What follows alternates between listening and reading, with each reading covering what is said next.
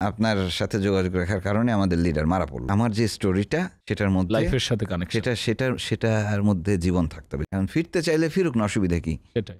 একজন অপরাধী, সে অপরাধ স্বীকার করে ফিরবে।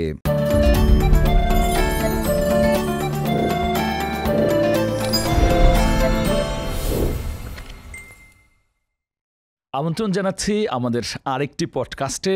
আমরা বলেছিলাম যে সময়ের স্কুলে আমরা যে কোর্সগুলো আপনাদের কাছে প্রেজেন্ট করি, পাশাপাশি এই কোর্সগুলো তৈরিতে একই সাথে আপনারা যেই মানুষগুলোর থেকে সরাসরি শিখতে পারেন সেই মানুষগুলোর গল্পও কিন্তু আমরা শেয়ার করব।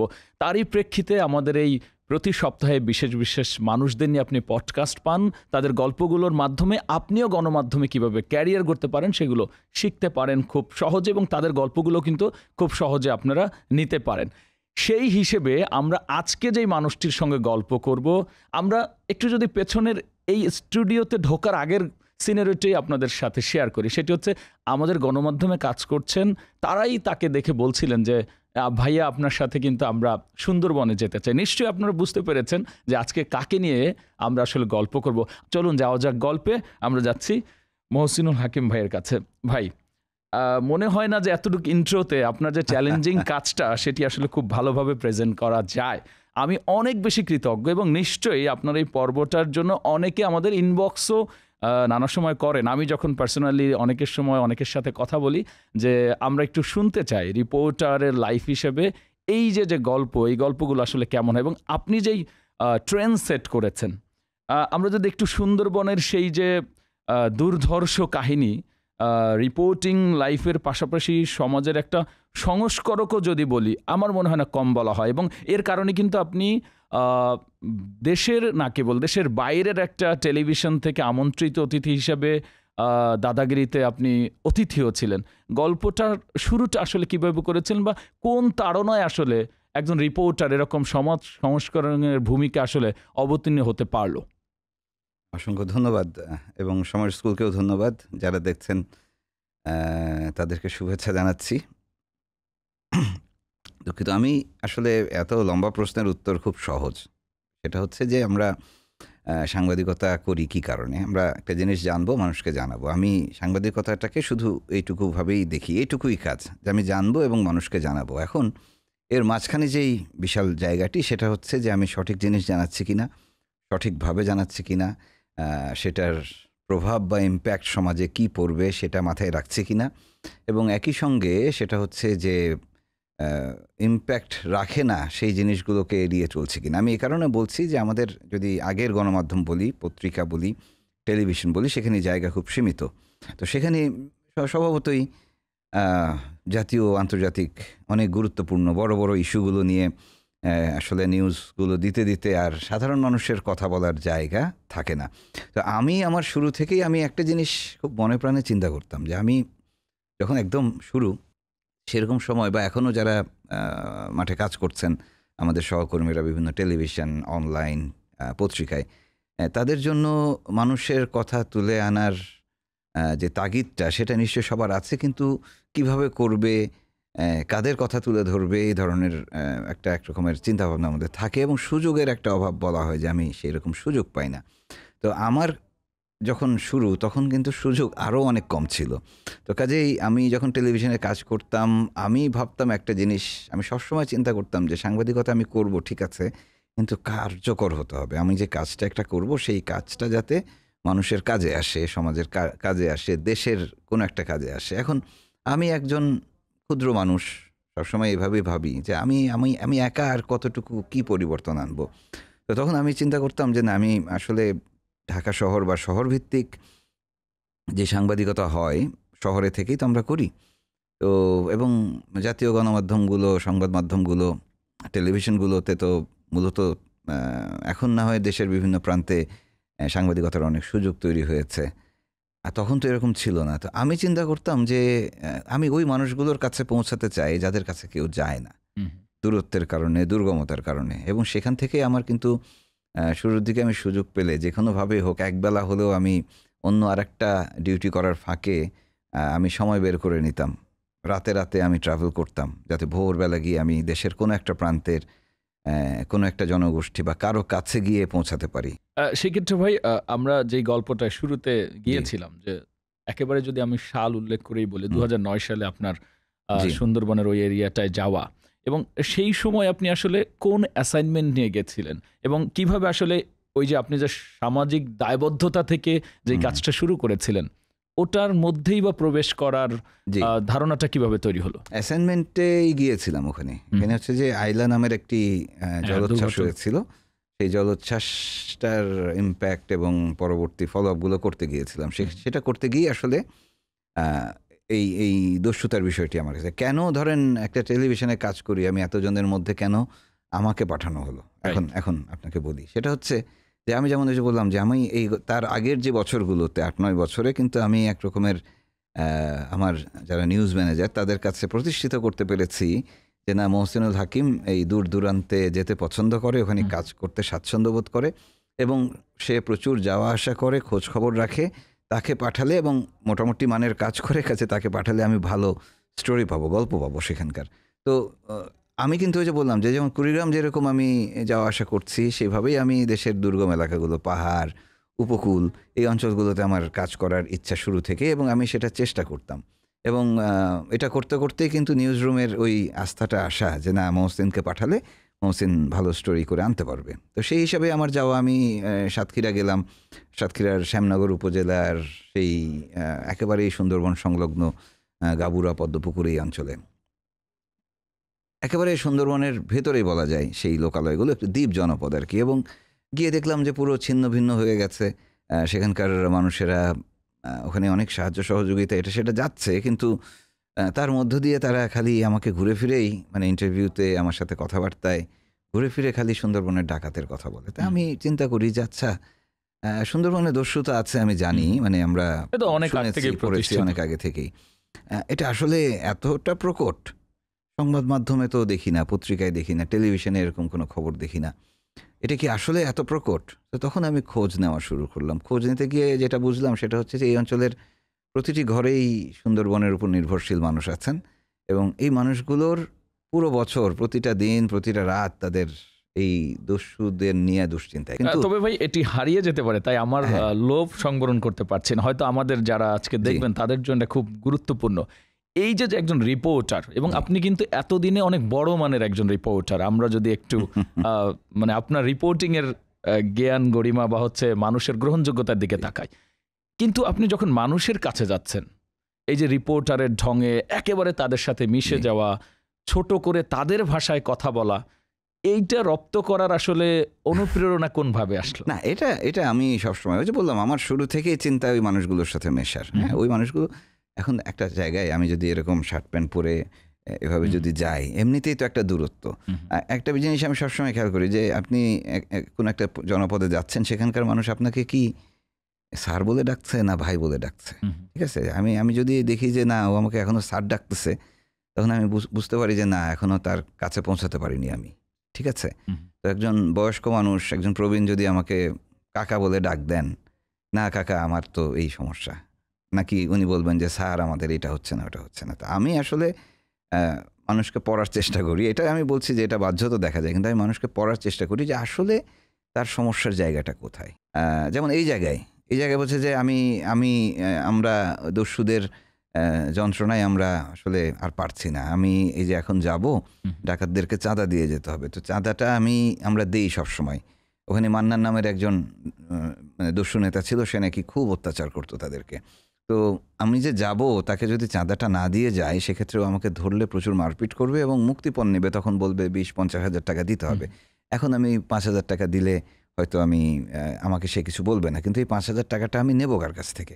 অন্য সময় হলে আমি সুদে কারো কাছ থেকে নিয়ে নেই অথবা আত্মীয়স্বজন বা আমার যে মহাজন আছে তার কাছ থেকে নিয়ে নেই। কিন্তু এখন একটা সময় তার কেউই আসলে এখন সচ্ছল না। কার কাছ থেকে টাকা নেব? এখন যদি টাকা ছাড়া আমি যাই, গেলে যেটা হবে আমাকে তারা ধরবে, ডাকাত ধরবে। শুধু মান্নান না, এখানে অনেকগুলো দস্যু দল আছে। কেউ একজন আমাকে অবশ্যই ধরবে এবং ধরার পর আমাকে এক হচ্ছে শারীরিকভাবে নির্যাতন করবে, দ্বিতীয়ত হচ্ছে যে আমাকে অনেক বেশি টাকা মুক্তিপণ দিয়ে আবার আসতে হবে।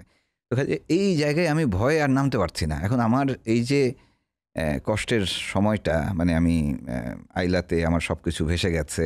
আমি পথে বসে গেছি, এটাকে যদি আবার আমি পুনর্নির্মাণ করি, হ্যাঁ, আমি যদি আবার আমার ঘর তুলি বা আমি আমার সংসারটা আমার চালাই, আমার স্ত্রী সন্তানদের পেটে ভাত দেওয়ার জন্য যদি আমাকে টাকা জোগাড় করতে হয়, আমাকে সেই সুন্দরবনে যেতে হবে। আসলে আমি ২ টা জিনিস, এক হচ্ছে যে সুন্দরবনের উপরে মানুষের নির্ভরশীলতা, হুম। ২ হচ্ছে যে সুন্দরবনে গেলে তাদের যে বিপদের বিষয়টা। এই দুটো প্রাথমিকভাবে আমি আসলে মাথায় নিলাম। সেটা নিয়ে আমি কাজ করতে, করতে আমি চিন্তা করলাম যে দস্যুদের সাথেও আমার কথা বলা দরকার। এই যে আপনি একটা অ্যাসাইনমেন্টে জি। গেলেন, তারপরে নিজের মাথায় অন্য একটা অ্যাসাইনমেন্ট নিয়ে আসলেন। অফিস থেকে পারমিশনটা তখন কিভাবে ম্যানেজ? অফিস থেকে পারমিশন, ওই যে বললাম যে এটা ধীরে, ধীরে। আমি মানে একদিনেই কাজ তো দিয়ে বিশ্বাস হ্যাঁ, স্থাপন কাজ করা। দিয়ে বিশ্বাস স্থাপন করা। ২ হচ্ছে যে এইটা আমাকে আজকেই করতে হবে। আমি কি এরকম কোনো প্রতিষ্ঠানে চাকরি করি যে আমাকে এটা ৩ দিনের মধ্যে একটা রিপোর্ট জমা দিতে হবে। বিষয়টা এরকম আসলে হয়েছে কি যে আমাদের সব ক্ষেত্রেই এটা, এবং আমাদের এখানেও যে আমাদের একজন রিপোর্টার একটা কাজে নামবে, আ সে খুব মানে দুশ্চিন্তায় থাকে আমাকে এটা করে ফিরতেই হবে। হুম। এই যে একটা চ্যালেঞ্জ মাথার মধ্যে নিয়ে যায়, যেটার কারণে আমি মনে করি যে আমি বলি যে আমি জীবনে প্রচুর অ্যাসাইনমেন্টে আমি ব্যর্থ হয়ে ফিরেছি। আমি ব্যর্থ হয়ে আমি এসে বলেছি যে, "না ভাই, এই ৪ দিন আমি কাজ করলাম। আমি যেটা খুঁজতে গিয়েছি সেটা পাইনি।" এখন এইটা বলার পরে আমার আসলে চাকরি দুর্বল হয়ে যাবে। আমি পারি না এই বিষয়টা, আমার বসরা হয়তো মনে করতে পারেন। কিন্তু আমি এটা খুব অনেস্টলি এটা বলতাম যে, "না, আমি", অথবা ফোনে বলতাম যে, "না, আমি যেটা করতে এসেছি এটা করতে পারবো না। আমার পক্ষে সম্ভব না। আমি আমার সোর্স বা আমার পরিবেশটা অন্যরকম হয়ে গেছে, বা আমি পারলাম না, ফেইল করলাম।" সেক্ষেত্রে ভাই যেহেতু হ্যাঁ, সোর্স এর কথা চলেই হুম, আসলো, আমি এটা একেবারে সবার আগে দাগিয়ে রেখেছিলাম যে এই কোয়েশ্চেনটা করবই। এর হ্যাঁ, কারণ হচ্ছে আপনি যখন জলদস্যুদের নিয়ে কাজ করা হুম, শুরু করলেন, একই সাথে জেলেদের থেকে আপনি তথ্য হুম, পাচ্ছেন। জি, কিন্তু এখানে তো বড় একটা ব্যাপার হচ্ছে সোর্স ডেভেলপ করা। আপনি যেমন ২ পক্ষের একজন মিডল ম্যান হিসেবে কাজ জি, করেছেন। কিন্তু আপনি যখন দস্যুদের কাছে যাচ্ছেন, আপনার হুম, তো আর কোনো আ জায়গা নাই কার থেকে নিবেন। কারণ তারাও তো কাউকে বিশ্বাস করছে না। হুম, ইভেন আপনাকেও বিশ্বাস করছে না। হুম। সেই ক্ষেত্রে তাদের বিশ্বাস স্থাপন করার জন্য এই সোর্স ডেভেলপমেন্ট করা অথবা রিলেশন ডেভেলপমেন্টটা করলেন কিভাবে? দেখেন, যেখানে একটা সংঘবদ্ধ অপরাধ ঘটে এবং সুন্দরবন একটা দুর্গম, অনেক বিস্তীর্ণ এলাকা, এই জায়গার ভেতরের আসলে কি ঘটছে আমরা দেখছি না, হুম, জানছি না। আমার প্রাথমিক যে চিন্তাটা ছিল আসলে, যে সুন্দরবনটা একদম ঢেকে রাখা একটা জনপদ, যেই জায়গাটায় আসলে অ্যাক্সেস নাই, ইনঅ্যাক্সেসিবল, যেখানে মানুষ যায় না, যেই ভেতরটা দেখি না আমরা, বা দেখা যায় না সচরাচর। সেই জায়গা নিয়ে আমরা যখন সংবাদ করি, তখন আমাদের এই মানুষের কথার উপরে সংবাদগুলো করতে হয়। আমি কিন্তু যতই বিশ্বস্ত হোক বা যতই সত্যবাদী লোকটা হোক, তারও তো দেখার দৃষ্টিভঙ্গি তার মতো। কাজে আমি চিন্তা করেছি যে আমাকে আসলে ওই ইনঅ্যাক্সেসিবল জায়গাটাতে আমাকে যাওয়া আসা করতে হবে। সোর্সদের সাথে আমি থাকবো, সোর্স আমার লাগবে, কিন্তু সোর্সের উপরে আমি পুরোপুরি নির্ভরশীল হব না। ক্রিমিনালরা আসলে হুম, হুম। নানাভাবে তাদের ইয়ে করে। সুন্দরবন হচ্ছে যে একটা বিস্তীর্ণ এলাকা। আ এখানে কিন্তু আমি ধারণাও করতে পারিনি যখন কাজ শুরু করতে গেছি যে এটা আসলে কত বড়, বা কতটা ভেতরে কত গল্প আছে। হুম। এখনো আমি নিশ্চিত না যে আমি এটার ভেতরের সব গল্প জানি। কিন্তু আমি যেটা আমি চেষ্টা করেছি সেটা হচ্ছে যে আমি নিজে এটা বোঝার চেষ্টা করেছি। এখন নিজে বোঝার চেষ্টা, তখন আমি ইতিমধ্যেই কথা ৮, ৯, ১০ বছর আমার সাংবাদিকতা হুম। পার করে ফেলেছি। আমি কয়েকটা টেলিভিশন পার হয়ে আমি যখন দেশ টিভি থেকে যখন এটিএন নিউজে গেলাম, সেখানে গিয়ে যখন এটার ফলো আপ শুরু হলো করছি। আরকি। তো ফলো আপ করতে গিয়ে আমার যখন ওই যে বললাম, আমি ১ম এ ওই নিউজটা করিনি। হ্যাঁ? কিন্তু আমি একজন দস্যু নেতার টেলিফোনে সাক্ষাৎকার নিয়েছিলাম। হুম, হুম। ওই সুন্দরবন হুম। উপকূলে দাঁড়িয়েই। তো সেখানে মোতালেব নামের সেই দস্যু নেতার সাথে অনেক ৪০-৪৫ মিনিট আমার গল্প হলো। তো গল্প করতে গিয়ে আমি যখন ফিরছিলাম সেখান থেকে, আমি ফিরতে, ফিরতে ভাবছি যে আসলে তার গল্পের মধ্যে এত গল্প আছে, এত কাহিনী আছে, এগুলো নিয়ে নিউজ করা যায়। এখন ঘটনা হচ্ছে যে আমি যখন দস্যুদের সাথে ফোনে কথা বলছি বা আরো যখন খোঁজ খবর নিতে যাচ্ছি, তখন দেখছি যে এর একটা সমাধান আছে। আমি বললাম, "সমাধান কি সেটা জানায় নিউজ করে দাও।" আচ্ছা, ঠিক আছে। আমি তখন ওই মোতালেবের ইন্টারভিউ সহ আমি একটা নিউজ করে দিলাম যে না, এই মানুষগুলো আসলে সমাজ থেকে বিতাড়িত নানাভাবে। আ তারাও আসলে তারাও সাধারণ তারা জীবনযাপন করতে তারা চায়। হ্যাঁ, এবং তারা ফিরতে চায়। হুম, এখন ফিরতে চাইলে ফিরুক না, অসুবিধা কি? সেটাই। একজন অপরাধী, সে অপরাধ স্বীকার করে ফিরবে। এখন ঘটনা হচ্ছে যে ওই যে এনকাউন্টার ক্রসফায়ার এর যে একটা চল ইতিমধ্যে তৈরি হয়েছে, সেই আতঙ্কটা ওইখানে যে আমাদের মারাত্মকভাবে। বলে নিয়ে আসলে হয়তো আবার আমাদের হ্যাঁ, আটক দেখা করা যাচ্ছে হবে যে বা এখানে এনকাউন্টার এখানে দেওয়া আমি হবে। আমি আত্মসমর্পণ করতে যাব, দেখা যাচ্ছে থানায় যাব অথবা আদালতে যেতে যেতে আমি ধরা পড়ে যাব হ্যাঁ। বা একটা অঘটন ঘটে যাবে আমার জীবনে। সেই কারণে তারা ওইখানে আটকা পড়ে গেছে। আমার কাছে মনে হয়েছে যে যেহেতু তারা বলছে যে তারা স্বাভাবিক ফিরতে জীবনে চায়, ফিরতে চায়। আসলেই কি ফিরতে চায়? যখন আমি এটা নিয়ে নিউজ করলাম ১ম টা, ফোনের ইন্টারভিউ দিয়ে নিউজ করলাম। আর তারপরে আমার মনে হলো যে আসলেই কি ফিরতে চায় নাকি এরা এরকম মানে অভিনয় তারাও একটা করছে, কোনো তারা চালাকি বা মিথ্যা কোনো কথা বলছে, অবস্থান নিচ্ছে চালাকি কিনা। করছে। তো তখন আমি মোতালেবের সাথে খুব নিবিড় যোগাযোগে চলে গেলাম। তার বাড়িতে গেলাম। হুম, হুম। হ্যাঁ, তার মায়ের সাথে দেখা করি, তার হুম। ভাইয়ের সাথে দেখা করি। তার পরিবারের লোকজনের খোঁজ খবর নেই।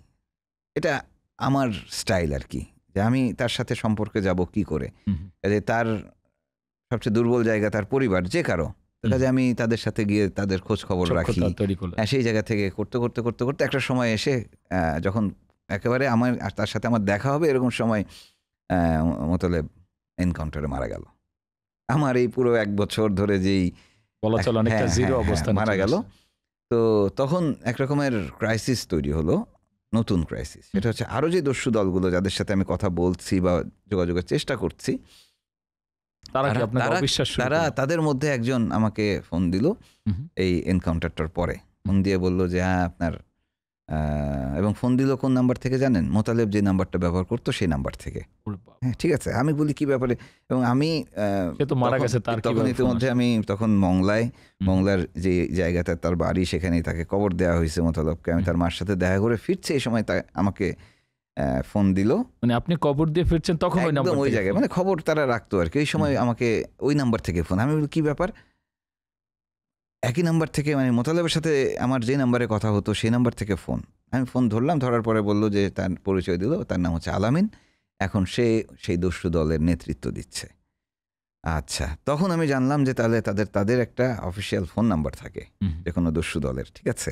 মানে তো যিনি এরপরে হস্তান্তর করেন হ্যাঁ, হ্যাঁ, নাম্বারটাও হস্তান্তর ঠিক। হয়ে যায়। এবং ওই নাম্বারকে ভিত্তি করেই আসলে অ্যা ওই মানে যেই চক্র, চাঁদাবাজি, মুক্তিপণ আদায় বা আরো যেসব, ওইটাই হচ্ছে যে হ্যাঁ, এটা তাহলে ওই নাম্বার থেকে ফোন আসা মানে হচ্ছে না ঠিক আছে এটা হচ্ছে ডাকাত বা হুম।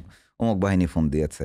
তো কাজেই ওই নাম্বারের উপরেই আসলে বাকি লেনদেন বা ডিলিংস যা বলার সবকিছু হয়। কিন্তু তারা আমাকে প্রাথমিকভাবে বিশ্বাস করার কারণ হচ্ছে যে আমি তাদেরকে সারেন্ডার করতে বলছি। রাইট। আমি তাদেরকে কোনো কিছু করতে মানে অন্য কিছু করে দিতে চাচ্ছি না। তাদেরকে আমি মানে অন্য কোনো আশ্বাসই দিচ্ছি না। হুম, হুম। আমি শুধু একটা কথা বলছি যে আপনারা সারেন্ডার করেন। সেইখানে যদি আমার কোনো ভূমিকা রাখতে হয় আমি রাখব। কিন্তু এতদিনে কি আপনি আইন শৃঙ্খলা বাহিনী বা সরকারের স্বরাষ্ট্র মন্ত্রণালয়ের সঙ্গে কথা বলা শুরু করেছিলেন? না, না, কথা বলা শুরু করিনি। যখন আপনি তাদের সাথে মিট করতেন, হ্যাঁ, আপনার ভয় লাগতো না যে না ভয় তো আপনি তো লাগবেই। খালি হাতে যেতেন না, আপনি দেখেন তো কারো আইন শৃঙ্খলা বাহিনীরও সহায়তা না, নিতেন না, না। না কেউ জানতো না। ভয় তো লাগবেই। ভয় লাগবে না কেন? আমি হলাম ভয় বলতে কি ঝুঁকি থেকেই তো ভয়। আমি হুম, ঝুঁকি কমানোর চেষ্টা করতাম। তবে ওরা ভাই আরেকটা জিনিস, হ্যাঁ, আপনি তো ক্যামেরা নিয়ে যেতেন। জি। ক্যামেরা ইউজ করলে ওরা বাধা দিত না? না ক্যামেরা বলে ইউজ করব আমি। না বলে কেন ব্যবহার করব? আমি যখন ফোনে মোতালেবের সাথে কথা বলছি হুম, বা জুলফিকারের সাথে কথা বলছি, আমি তাকে বলে নিতাম যে, "ভাই আমি কিন্তু রেকর্ড হুম। করতেছি।" ঠিক আছে?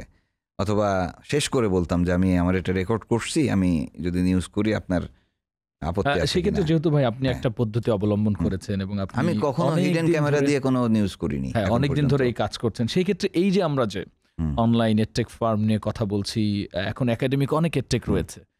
গণমাধ্যম সংশ্লিষ্ট ব্যক্তিরা নিজেরাও ব্যস্ত থাকেন, আবার একাডেমিক অনেক প্রোগ্রাম থাকলেও সেখানে প্র্যাকটিক্যাল জিনিস ওইভাবে হুম, উঠে আসে না। হুম, এই যে অনলাইন যে কাজ আমরা করছি হুম, বা নানাভাবে কোর্স ডেভেলপ করে শিখাচ্ছি, এই জায়গাটায় কিভাবে আমরা যারা সামনে ফিউচার জি। জার্নালিস্ট অথবা মিডিয়া পার্সোনালিটি হতে চায়, তাদের জন্য কি আপনার পরামর্শ থাকবে?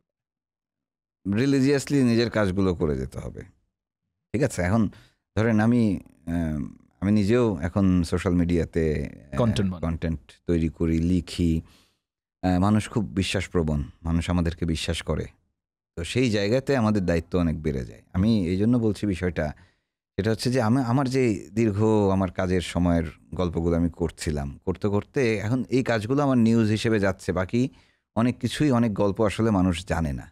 হ্যাঁ, সুন্দরবন সেগুলো আপনি সোশ্যাল সুন্দরবনে মিডিয়া কন্টেন্ট যে হিসেবে ইয়েটা, সুন্দরবনের যে বিষয়টা, এটা সোশ্যাল মিডিয়া না থাকলে কিন্তু এভাবে ছড়াতো না। হুম, হুম। হ্যাঁ, নিউজগুলো হচ্ছে, নিউজ এভাবে হয়েছে, বা সুন্দরবন বড় একটা দস্যুমুক্ত ইম্প্যাক্ট হয়েছে। ফেলেছেন হ্যাঁ, সেগুলো হয়তো এমনকি আসতো। সেটা সাময়িক, সেটা ওই সময়ে আলোচনা হতো হয়তোবা, হয়তোবা ওই সময়ে এরকম আলোচনা হতো যে এরকম পাশাপাশি বোধহয় এই এটা কোর্সের হয়েছে। বাইরেও আরেকটা জিনিস ব্যাপার, সেটা হচ্ছে এই যে দস্যুদের আপন হুম। করে নেয়া বা আরেকটা নাম হ্যাঁ, আপনার সবসময় আসে, বেলায়েত ভাই নামে। আমরা হ্যাঁ, বলছিলাম এই স্টোরির আগেও যে এই হ্যাঁ। গল্পটা শেয়ার করব। এই যে মানুষকে আপন করে নেওয়াটাও তো গণমাধ্যমে যারা কাজ করেন এটা তাদের ছাড়া অনেক তো বড় এটা কোয়ালিটি। এটা এটা তো করতেই হবে। আমি হুম, বলি হুম। কি, আমার কাছে খুব ইয়ে লাগে। এটা হয়তো থিওরিটিক্যালি বা হুম, গ্রামাটিক্যালি হয়তো এটাকে অনেকে যে সাংবাদিক, আ মানে আমি একজন সাংবাদিক, আমি একটা ক্যামেরা নিয়ে কাজ করছি। আমি যার ইন্টারভিউ করছি, তিনি অনেক দূরে দাঁড়ানো। আমি এখানে দাঁড়ানো ক্যামেরার পিছনে বা পাশে দাঁড়িয়ে আমি তার সাথে প্রশ্ন উত্তরে গেছি। এখন আমার কাছে কিন্তু আমি মানে এত দূরের একটা মানুষের সাথে আমি কানেক্ট করব কি করে? হুম, হুম, যেটাকে ভক্স পপ বলা হয়। আমি হুম, কিন্তু সবসময় চেষ্টা করি মানুষটার কাছে চলে যাওয়ার। হুম, হুম। এখন এটা খুব টেকনিক্যাল বিষয়। হ্যাঁ, হ্যাঁ, হ্যাঁ। যারা আমার সাথে অভ্যস্ত ভিডিওগ্রাফার তারা জানেন যে মহসিন ভাই একটা সময় আমাকে ফ্রেমটা দিবেন এবং কথাগুলো আবারও বলিয়ে নিবেন বা তার যেটা প্রয়োজন সেটা তিনি একটা ইভেন্ট ফ্রেমে এনে আবার বলবেন। তো আমি যদি একটা মানুষের কাছে না যাই, আমি সবসময় বলি যে আমি কনট্যাক্টে যেতে চাই। হুম, হুম। একটা মানুষের একটা একটা মানে আক্রান্ত মানুষের পাশে গিয়ে যখন আমি দাঁড়াবো, মানে তার একজন হয়ে ওঠা। আমি তার পাশে তার তার পর্যায়ে নেমে যেতে চাই। আমি তার সাথে মানে তার হাতটা ধরতে চাই। আমি একদম তার পিঠে হাত এই রাখতে চাই। লার্নিং গুলো তো ভাই কাজ করতে করতে আপনার নিজেরই এটা চলে স্বকীয়তা। এসছে, এটা চলে এসছে আমার কাছে। আমি স্বাভাবিক একজন মানুষ হিসেবে আরেকজন মানুষকে যদি আমি যদি মানে একটা মেয়েকে প্রেম নিবেদন করতে যাই, হুম। তাহলে তার তো ওই জায়গায় আমাকে তাকে পৌঁছাতে বুঝতে হবে। হবে। হ্যাঁ, তার না আমি কাছে এখানে পৌঁছাতে দাঁড়ায় হবে। থেকে যদি আমি বলি যে আমি তোমাকে ভালোবাসি, তুমি আসো। এটা তো সম্ভব না। আমাকে নানাভাবে তার কাছে পৌঁছাতে হবে। তো আমার কাছে যে ওই মানুষটার কাছ থেকে আমার যদি টেকনিক্যাল পয়েন্ট অফ ভিউ থেকে আমরা হুম, যদি একেবারেই টেলিভিশন নিউজ বা হুম, কনটেন্টে চলে আসি, আমরা বলি মানি শট, আমরা বলি এটা সেটা। তো একটা আমি বলি মোমেন্ট।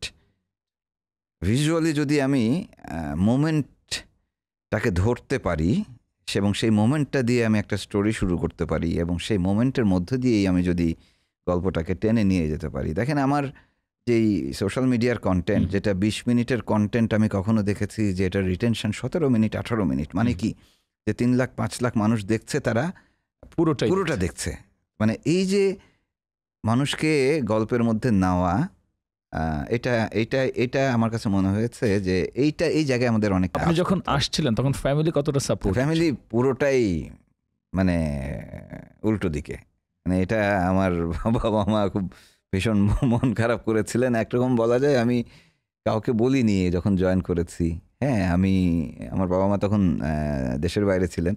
হ্যাঁ, আমি এই ফাঁকে ইতিমধ্যে জয়েন করেছি, ইন্টারভিউ দিয়েছি, একটা চাকরি করছি। এটা বাবা-মা জানছেন অনেকদিন পর। এখন বেশ যখন কিছুদিন পর। এত নামডাক হলো বা আপনি সমাজে প্রভাব ফেলতে পেরেছেন, এখন তারা কিভাবে না, দেখে? আমার বাবা-মা তো ভীষণ আনন্দিত।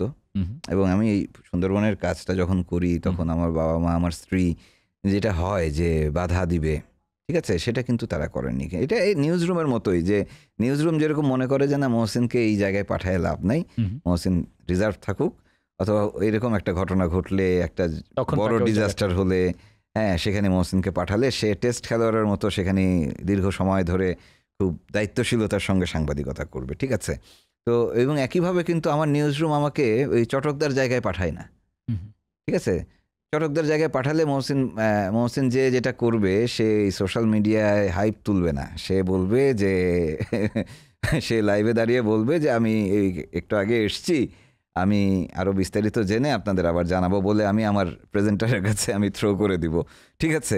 আমি এটারে ওই আপনার কাজ বিষয়টাকে নিয়ে হচ্ছে সেরকমই লাইফের সাথে পরিবারও ঘনিষ্ঠ করার আসলে জন্য পরিবার অনেক রিসার্চ করে তারপরে তুললেন। রিসার্চ এটা চলতে ফিরতে আরকি। হুম, যেমন ওইটাই বলছিলাম যে আমার পরিবারও আমাকে দারুণ সমর্থন দিয়েছে। একটা পর্যায়ে এসে যখন দেখেছে যে না, তার সেই কাজটা করতে উপভোগ করে এবং তার কাজ আগাচ্ছে, তখন আমার স্ত্রী, আমার বাবা-মা, আমার পরিবারের সবাই আ প্রচণ্ড দুশ্চিন্তা করতেন তারা। হুম। কিন্তু তারা সমর্থন দিয়েছেন এবং এখন যদি বলি যে তারা যখন ঘুরে ফিরে আমার এমনি বাবা যখন আশপাশের মানুষ, পরিবারের কথা যেহেতু বলেছেন, যখন এই যে দস্যুদের নিয়ে ঘটনা বা নিউজ করতে যাচ্ছেন, সেখানে রাত দিন সবসময় হুম, থাকছেন, তারা শঙ্কিত ছিল না? তারা অনেক সময় বাধা দেয়নি? কারা? আপনার আশপাশের মানুষ যারা খুব আপনাকে না, ওইভাবে বাধা দেয়নি তো। এটা বললাম যে ততদিনে আমি আমার ওই জায়গাটা তৈরি করে ফেলতেছি। হ্যাঁ? ততদিনে আমার ১২-১৪ বছর সাংবাদিকতা করা হয়ে গেছে এবং সবাই জানে যে মহসিন একটু এই জাতীয় কাজ করতে পছন্দ করে। আর আরেকটা বিষয় সেটা হচ্ছে যে ঝুঁকির যে জায়গাগুলো আছে, এইটা সব কাজেই আছে ঝুঁকি। এখন আমি সবসময় চিন্তা করি যে আমার এই ঝুঁকিটাকে মোকাবেলা করে কাজ করতে হবে। তাহলে ঝুঁকি রেখে তো আমি কাজ করব না।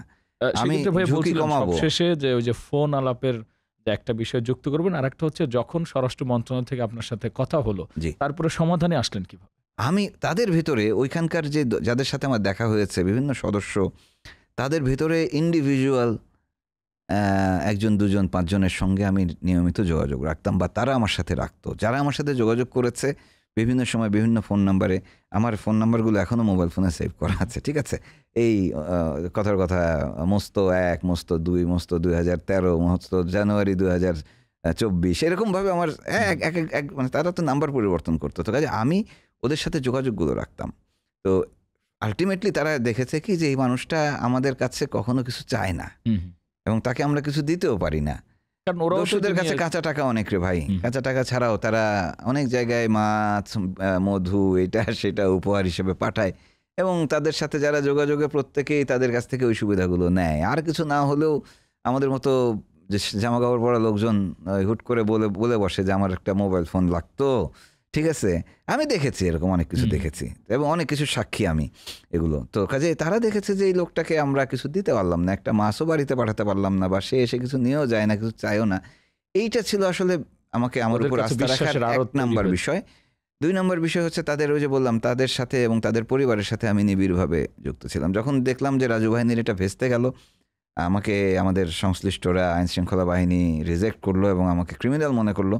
আমি চিন্তা করলাম যে ঠিক আছে আমি এটা নিয়ে তাহলে কি করব? আমি যোগাযোগগুলো রাখবো কিন্তু আপাতত আর এটা নিয়ে আগাবো না। আবার ১ বছর ১.৫ বছর পরে যখন ইলিয়াস নামের আরেক দস্যু নেতা আসলো, ইলিয়াস বাহিনী, তখন আবার একটা সুযোগ আসলো। আমি আবার একটু গেলাম, আবার একটু নিউজ করলাম, আবার সরকার রিজেক্ট করলো। আমি বললাম না বাবা আপাতত দরকার নাই।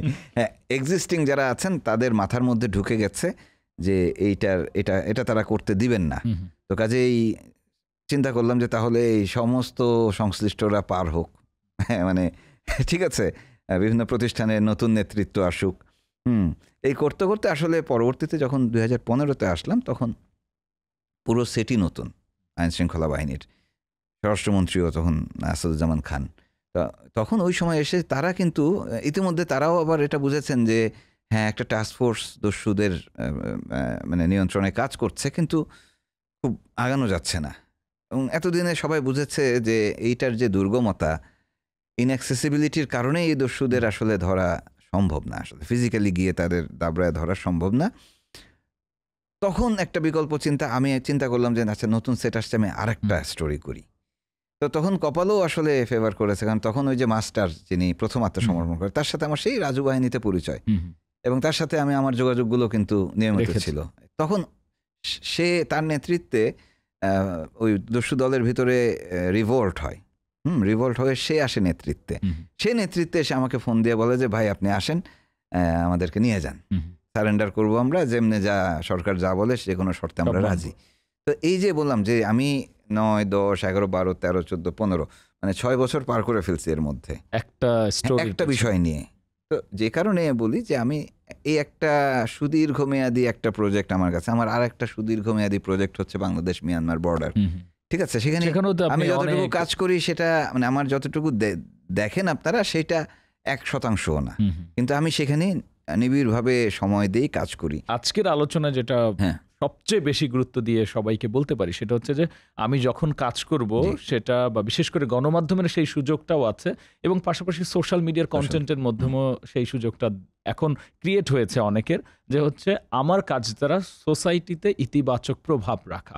এবং আপনাকে অসংখ্য ধন্যবাদ। এবং আমরা হয়তো এই গল্প সামনে আরও করব। এমনও হতে পারে সময়ের স্কুলে যারা যুক্ত হবেন তাদের জন্য একটু বলেও রাখা যে হয়তো এই গল্পে গল্পে কিভাবে চ্যালেঞ্জিং বিষয়গুলোকে সুরাহা করা যায় বা সুন্দর কন্টেন্ট করা যায়, জীবনধর্মী গল্প করা যায় এবং তার মধ্যে দিয়ে একটা সমাধান আনা যায়, সে নিয়েও হয়তো কথা হবে, কাজ হবে। অসংখ্য ধন্যবাদ আজকে আমাদের এই পডকাস্টে এসে সময় দেওয়ার জন্য। সামনে গল্প আরও হবে সময়ের স্কুলের নানা প্রোগ্রামে।